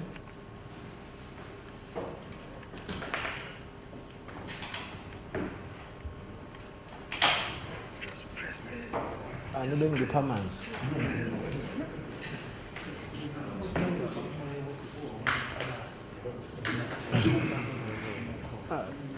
Okay, no, it's fine. Thank you very much. Let's welcome the questions that were asked by the team. We appreciate them. I'll start with the first one. That what has been our plan and how are we implementing that plan in relation to cleaning the city, the CPD in particular. Firstly, we've been working with different stakeholders within the CPD, informal traders, especially to respond to their plight of availing some spaces for trading. Because the issue here of contestation is that while they are busy in the CPD, even closing the doors of other shops because they don't have the space to operate. We have directed our team to conduct an assessment on our allocation policy, because our allocation policy is very clear that each person must own one table or one space. So we need to ascertain that who are the owners of the spaces that we've allocated, so that we avail spaces to those who do not have a space. But we have also opened other new spaces. We are identifying places like Yospingo, Verelem, and other outskirts areas where people they come from to come and be here at the CPD, so that we also avail them the space to trade. So that's a work in progress, and we are convinced that the way we'll be responding to the issue will change the face of the city. The government mall I've made reference to, part of its responsibility is exactly this, to deal with how does the informal trade happens within the city, how to enhance law enforcement so that people trade in spaces which are designated for such. But the metropolis of late, if we have been visiting the city, metropolis have already started the law enforcement on some of the people that are trading illegal within the city. They've raised the issue with us. We said, as much as we want to allocate each and everyone a space, but we can't hold on law enforcement. We must continue to enforce the law, the bylaws of the municipality. So that's what we are doing to deal with an environment which is not conducive within the CPD. There is a comprehensive plan which the area-based management teams and our units, different units, are putting together to deal with the issue of infrastructure, which is also aging within the CPD, to ascertain that drainage system works properly, potholes are also patched, and all that. So there is a team that is intervening in that regard. We are a diverse city. We are a city that puts forward the interest of our communities, and we embrace our unity in diversity. So the issue of the monument that we have made reference to is an issue that is in the process in the municipality, and we are going to be making pronouncement on that, on how and when are we launching such. But there was an issue in terms of the designs which were supposed to be there, because the issue was not on the side. The delays were not the causal factors by us not having political will to erect the structure. But the issue was how the design should be formulated. It incorporates 1, 2, and 3. And there is a process where we said all stakeholders who are supposed to partake in that process are already put together so that they agree they reach a consensus. Otherwise, we are still committed to that commitment which we made, and we are going to respond to it positively. Then the issue when it comes to the investigations, that many officials are affected in the municipality. The cases which I was counting are internal processes because there are parallel processes that are happening. There are civil cases opened by the municipality which the law enforcement driven by NPA, because it's NPA who must ascertain that we can put charges against this individual or not. So those processes are unfolding. But internally, once you get charged, the municipality also starts its own process within the institution to deal with those individuals. So part of that process is what you have said. Some, they will get some suspension, some will remain, but whilst they are still being investigated and so on and so on. So that process is unfolding, and we are certain that it's going to really isolate those who work parallel with our laws. And we can't tolerate it. Whether it's done by an official who seems to be very close to the mayor and the executive, but whoever commits corruption will be dealt with in the manner that the law says we must deal with those individuals. So they must be brought to book, all of them.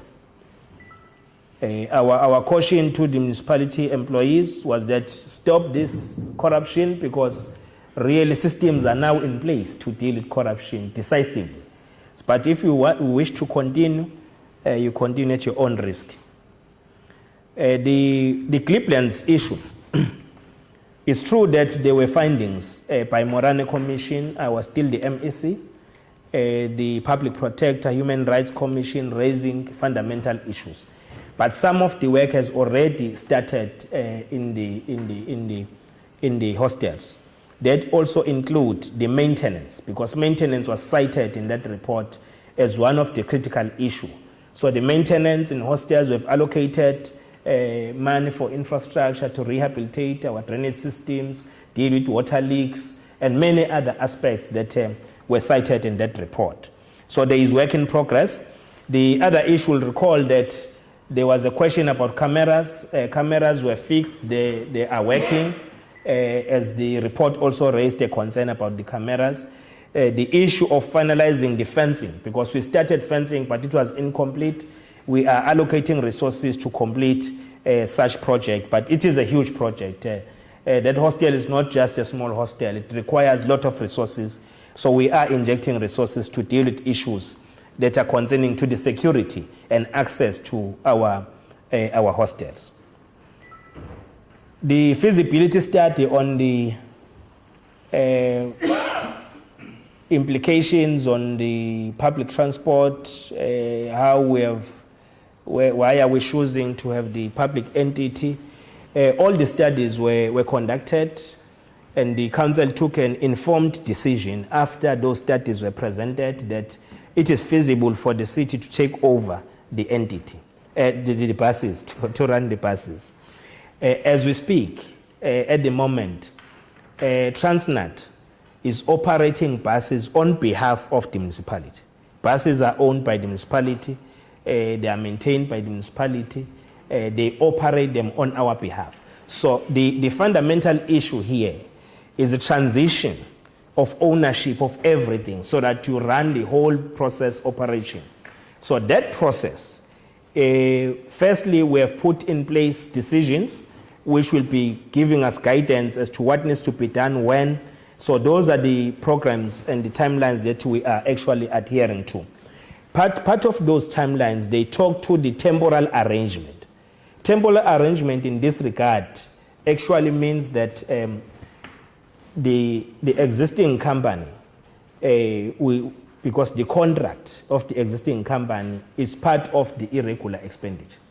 So now to ratify that, you need to deal with that contract so that you put a new system in place in preparation to lay the foundation for the application of our new entity to take over the bus operations.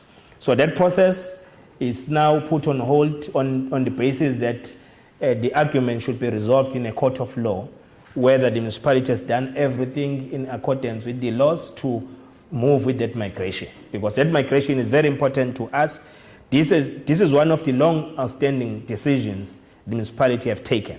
So we need to start implementing it so that we effect a change. The reason why entity not taking buses straight to the municipality, why do you want also to put another entity, is because the National Land Transport Act requires that for us to access the public transport operating grant, you don't have access to that grant if you take the buses and you run them as a municipality.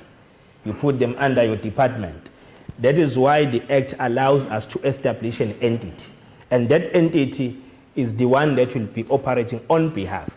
Some of the employees who were striking, who were marching, who had an illegal march, they were accusing us that we don't want to be employed by entity, we want to be employed by the municipality. Then we explained to them, this is a public entity. It's not a separate or a privatized or outsourced company. It's the company of the municipality, where the municipality will own 60% and 40% will be distributed to other operators within the city, from the taxi industry, buses, those who are already in the space of public transport. So I think that's how we are responding to that issue. The issue when it comes to electricity, yes, we have been experiencing challenges, and the issue in the budgets that will be tabling at the month end, because we are now doing some adjustments. Remember that we're supposed to approve a budget of 52.3 billion rands, because due to COVID-19 we had to do some cuts in the budget so that we are able to sustain the operations within the municipality. So now in September we'll be allowed to do some budget adjustments. Then in that pronunciation we'll be giving you the detailed information, what is allocated for this, what is allocated for that. So especially infrastructure to improve the water services, electricity, and roads and other infrastructure related issues. So that will be made, we'll pronounce that. You know, we are an accountable government, so we can't be doing these things in corners. So we must go publicly and tell you that this is how we've structured the budgets to be responsive. But COVID-19 has put more strain to our budget, hence we've been giving you in this account that how we've been affected in terms of revenue collection, which enable us to do our work. So I think that space will also be open for the members of the public to follow. Yeah, I think those are the issues. Preferential load shedding and how it will be operating. We have indeed committed ourselves to apply this, but further information to this will be supplied to members of the public how this will be unfolding.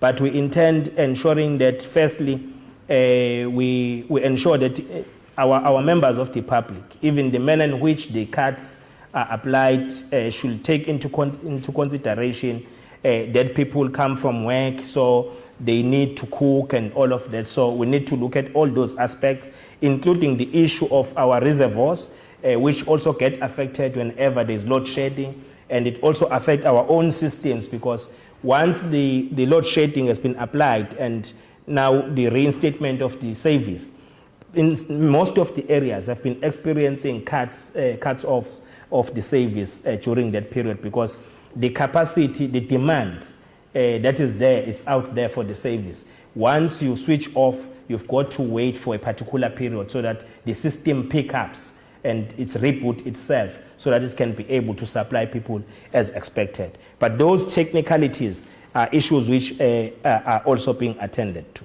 So I think those are the questions, unless if my colleagues, they can also add on some issues. Thank you very much. Thank you very much, Your Worship. I think there's only one question because we've answered the question about the task of the Monument Park to mark the I respond now. Oh, right. Okay, we'll cover those questions then. Okay, I'm going to open the second round of questions. I'll start with the last questions from the social media platform. Then the second one, come second, then we come there and forward. Thank you.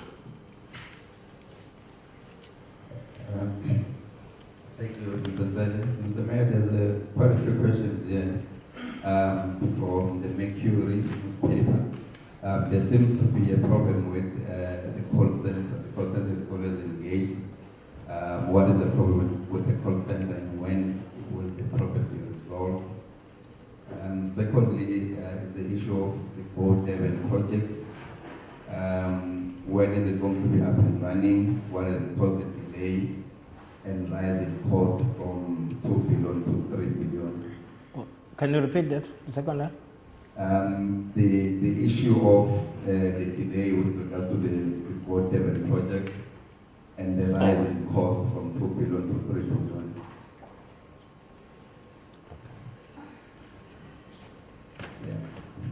Yeah, the issue of crime, I think you've answered that. Yeah, I think those are the two questions.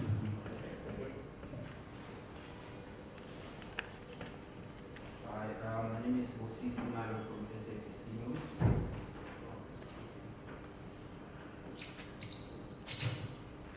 Hello? My name is Bosi Kumalo from SAPC News. I'm afraid that some of the questions have been already answered. It's just that we would prefer in Zulu or vernacular. Perhaps if we know that the mayor has already said something on this, but perhaps can you elaborate on the executive transport entity? When are we going to see the return of buses, bus operations? Because we understand that it's currently being hindered by court challenges. The question is when, and also on COVID-19 corruption, without really perhaps preempting the outcome of an audit currently underway to recoup monies lost as a result of corruption in COVID-19. How do you sum up the extent of corruption and also the audits done? Is the audit done externally or internally, perhaps by an independent body or law firm? And also, how many officials have been indicated? I think those two questions. Can we please also get another question if you may indulge me? Lastly, how do you rate the work of the current leadership, and do you find filling the shoes led by Zandile Kumele easy or difficult?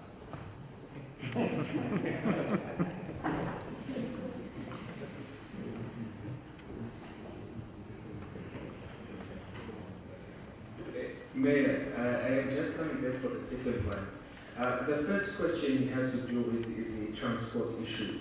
If you admit that Transnet was part of the irregular expenditure, then why are we hearing that it is being considered for the new entity? What makes the city believe that the company will behave in a manner that is favorable to it now? And then secondly, this issue of preferential load shedding. Mayor, I would like to ask you to paint a picture of this. Is this not going to be exclusionary? Are we not going to see something where all of you, elites of the city, politicians, do not get load shedding, and us who lives in the periphery are subjected to perpetual load shedding, and businesses which are already paying cheap prices, by the way, for electricity, which are operating in the city, they are going to get perpetual electricity, and residents who consume way less in proportion to those who put us into this situation again, subjected to load shedding. Can we just get the response from that perspective? Thank you.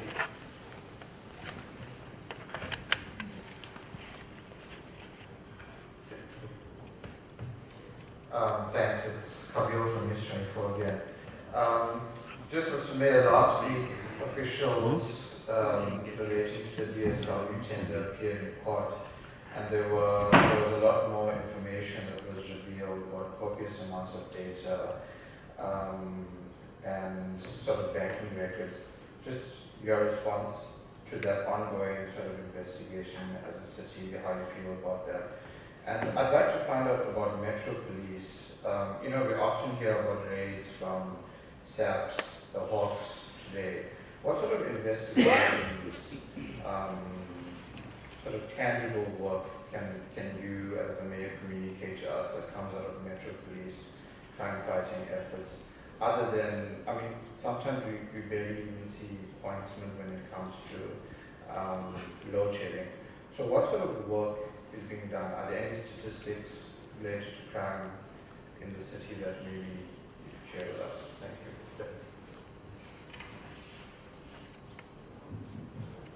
Thank you. I think that's all we have for now. I'll invite your worship. Thank you, Mandla, for sharing the session, and thanks to the colleagues from media. I'll leave the issue on investigations to the acting city manager. The reason for that is that at a council level, at a local level, we only deal with section 56 and 57. Those are people who are directly employed by the council itself. Other employees are dealt with under his office. So he will be taking all the questions, the good questions that you have asked. They are very good. So he will be responding to those questions. The issue that, Mercury raised the issue on the call center. Yes, we acknowledge that call centers, due to our technical challenges, most of them have not been working. Hence, the departments also advertise WhatsApp numbers to try and mitigate in that space, whilst they are still fixing such operational centers. So the issue is being dealt with, and it's going to be addressed. The second question, which then go about asking for the details, when are we implementing the Go Durban and why the escalations. As this leadership, we have visited the project to conduct our own assessment as to what are the challenges, but we discovered that in the main, disruptions for a period of about 8 months. When you disrupt a project, you stop a project, there are escalations, because the companies that have been appointed to implement those projects, they don't have anything to say about the protest. They say we have a contractual agreement here, so we need to work, and it's not us who's stopping this work, it's your people, your community. So therefore the escalations have also raised through that process. But there has been the standoffs, yes. There has been some challenges in regard to negotiations, because you don't just implement things and you just disregard all the partners. The taxi industry, small bus operators, they are part of the process in negotiations. So we had to bring everybody into these negotiations. So there have been some deadlocks on some issues which have now been unlocked. But the only challenge was on the process of appointing the agent for the taxi industry to negotiate on their behalf. So that process has been stalled because of other SCM processes which were supposed to be responded to. So we can proudly say now that has been resolved. So that process will now be reopened to continue to finalize. But most of the things, especially fundamental issues, as to how are we going to operate this Go Durban, the involvement of the taxis and the small bus operators, many issues were agreed upon. There were just few outstanding issues which were supposed to be finalized. A part of that is how to each and every sector ensures that the participation is broader, rather than having those individuals who represent them in meetings. So they were still addressing such issues. But also other issues was to ensure that they also have a buy-in when it comes to how the process must unfold. So we are finalizing those issues. So we are in court, but we are also not stalling that process of negotiations. But as to when will be the date now, we have our schedules, but that will be determined by the court decision. So we'll wait for the court decision to give us a determination as to when can we, because the process is stalled because there are disputes. Those disputes will have to be resolved. But we're envisaging that early next year, by April, we come into fully operation. Because as we speak, even the technical issues which were supposed to relocate some electricity poles and the major infrastructure of electricity to other sections of the road so that to allow the construction to continue, those issues have now been resolved and they've been attended to. So I think in the main, that was the technicality when it comes to Go Durban. But Go Durban will come alive, will go. Go Durban will move soon. So we are just finalizing those issues. How much are we owed? There is also a mediation between ourselves and Transnet as to who owes who, how much do you owe your service provider or the municipality. Those issues are also being conducted at that level of mediation.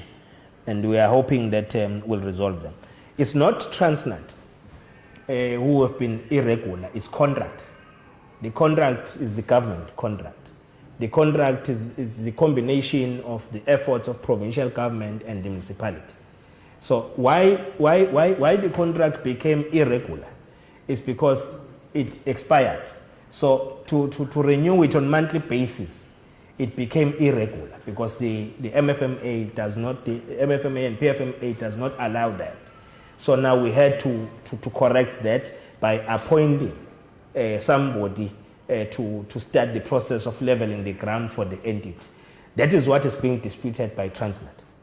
So I don't know where do you get it if you say Transnet is going to be part of the operators. I don't know, because that is a process which will. Is it not going to be part of? No, I'm explaining. No, Mr. Mayor, can you say that Transnet? I'm explaining the issue. I'm explaining the issue. Give me time. I'm saying to you, you run a public open tender system. In the public open tender system, you give your requirements. What do you require from the service provider? The experience in running the service and all of that. So if you qualify any company, and there is no law that can stop anyone to be awarded a company, a tender, any company to be awarded a tender, beside on the basis that you have blacklisted that company. Then if you have blacklisted that company and that process have been done in accordance with the legislation, then you can disallow the company to tender. But if the company has not been blacklisted, the company still stands as a company, it has all the rights. And we as the leadership seated here, we don't have the right to determine which company gets which tender. So we only observe the process, looking at the policy, and our policy is very clear. Make sure that the empowerment is there. Women, youth, people with disabilities, military veterans as designated, they are there in the PPPFA. So those beneficiaries must benefit in the process. So I think that's where we will be playing our political oversight over this particular contract. But now we have heard from the media, you've been giving us names of the company that you have already appointed. Transnet has not been appointed. The process is going to be open. Then we'll hear on the outcome of that process when it is finalized. Then lastly, because most of the issues, city manager will deal with them. Maybe colleagues will have some additions. Bengifuna ukuphendula ngesiZulu le ndaba yokuthi yini ezokwenzeka njengamanje.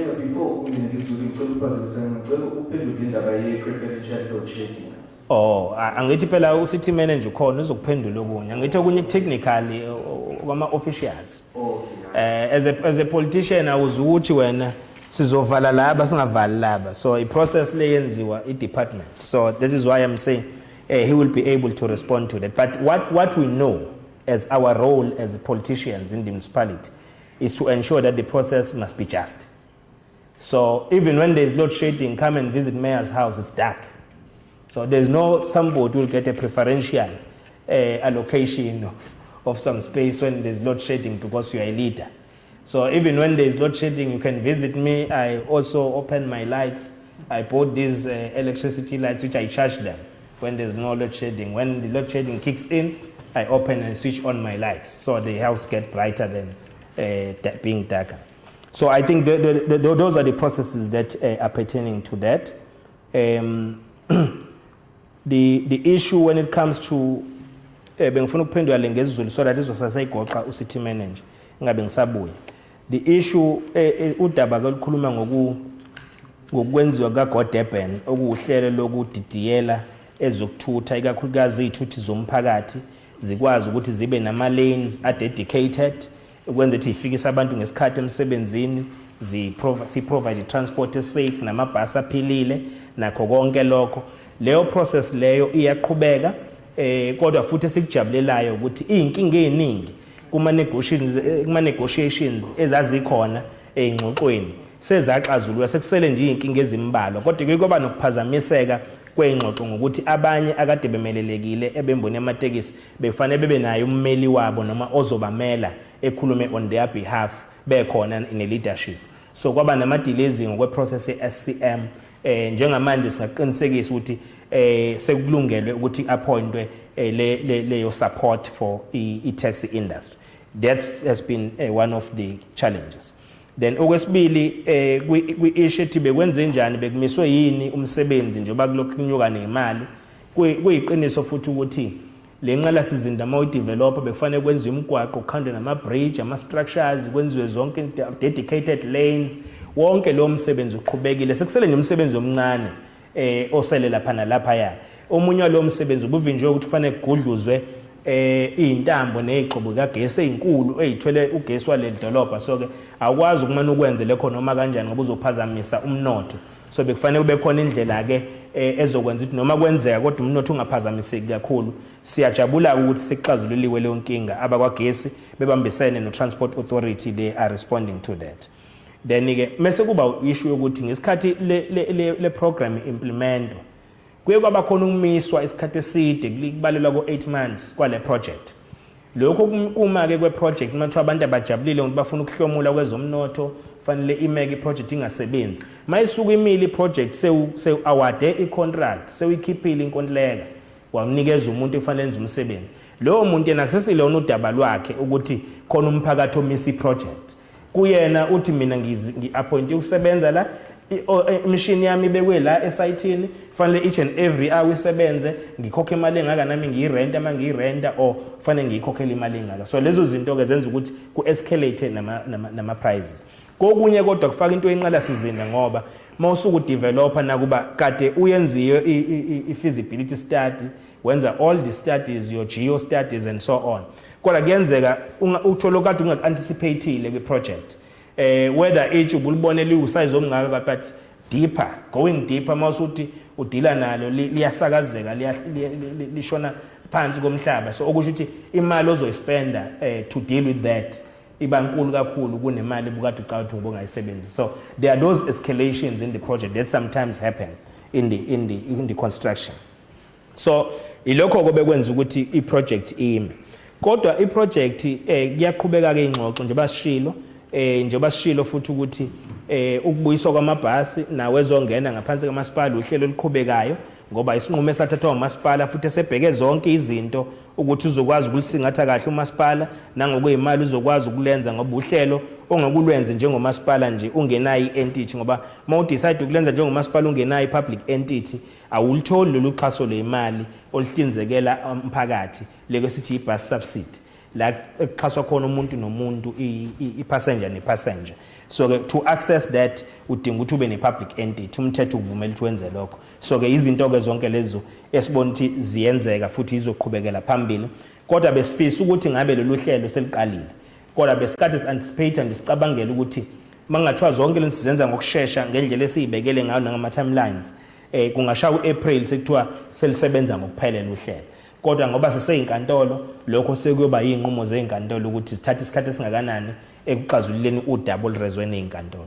Udaba lokuthi i-irregular expenditure ebengiyibala ukuthi yenziwa uTransnet cha ayenziwa uTransnet contract esisayine noTransnet as government i-contract ebese expire so ebese kufanele ivuselelwe njalo ngenyanga. So ku-government ke no-apply prudence kuma-finances that is disallowed.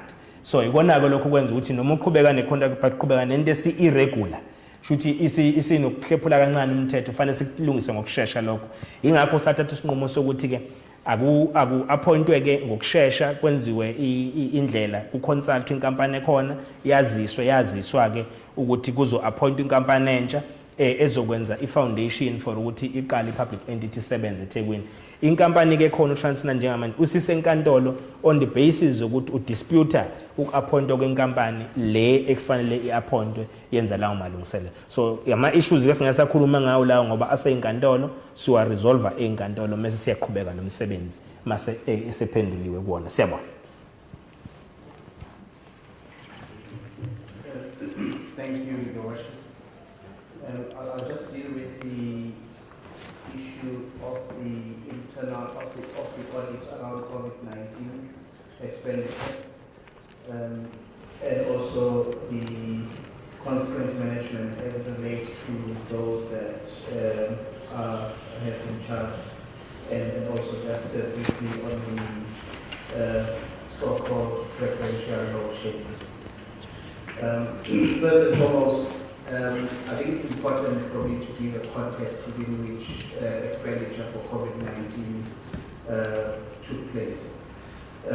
We have included in the 400 million expenditure for COVID-19 that we have as a city, we have included the overtime that was paid to the essential services staff, food parcels, protective equipment, and sanitizers for informal settlements, hostels, public toilets in the communities, as well as the sanitization of taxis and public transport facilities.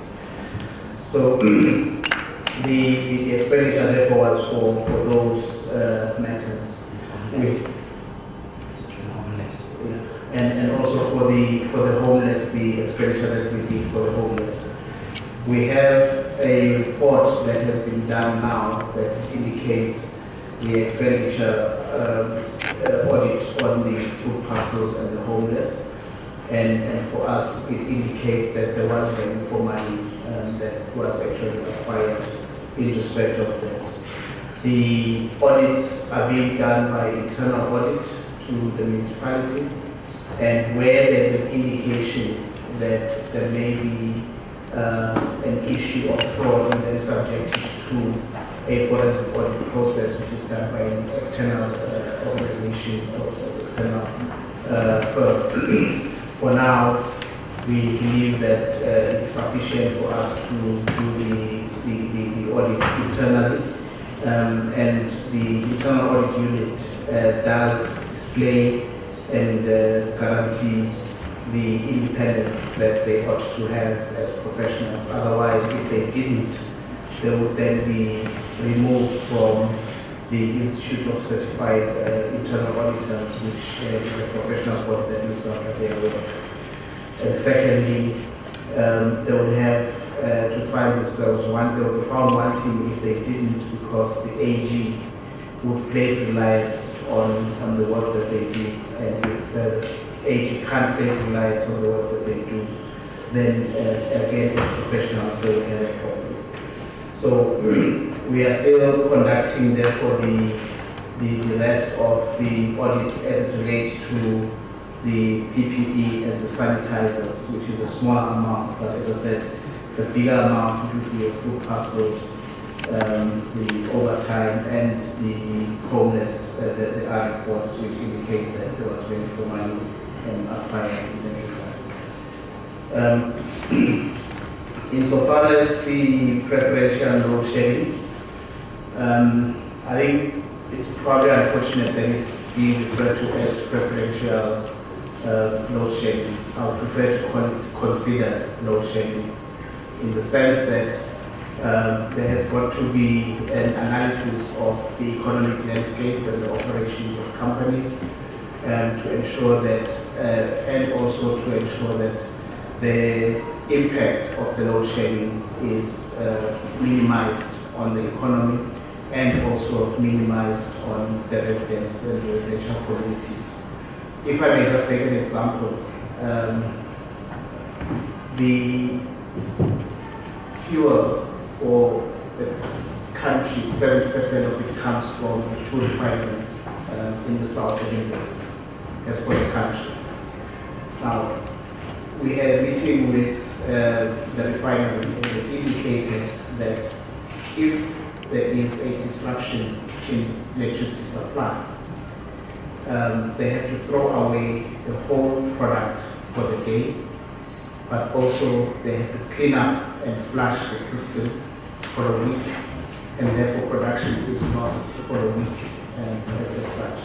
And therefore, if we consider that we have a responsibility to the country to the extent of 70%, surely there's got to be serious consideration on how you manage disruptions of power into an operation such as the refineries. Just to make an example, it would therefore require us to look at each of the industries, each of the facilities, hospitals and others, and see as to how we're able to manage the disruptions into them. So if we want, on the one hand, meet the requirements of the load shedding and the reduction of excessive usage of power, but on the other hand, it will not actually, it will not actually impact negatively to a significant extent the operations that are actually supported by the energy supplies that we actually provide the electricity. So it's not preferential, I think it's considered, and therefore we need therefore make sure that it does get done in a responsible manner. If I then go on to the issue around the consequence management, as His Worship has indicated, we had in excess of 300 cases, and at the moment we have just under 160 cases that are still outstanding, which means we've managed to do 50% of them through the consequence management process, where we've had internal to the municipality people being disciplined, and of course the sanctions have been varied. Some have been dismissed, some have been sanctioned via unpaid or loss in salary for 2 weeks, which is what is allowed for in the system, and other sanctions that are provided for in the labor relations system that we use in the city. The people that are in the DSW tender, as we call it,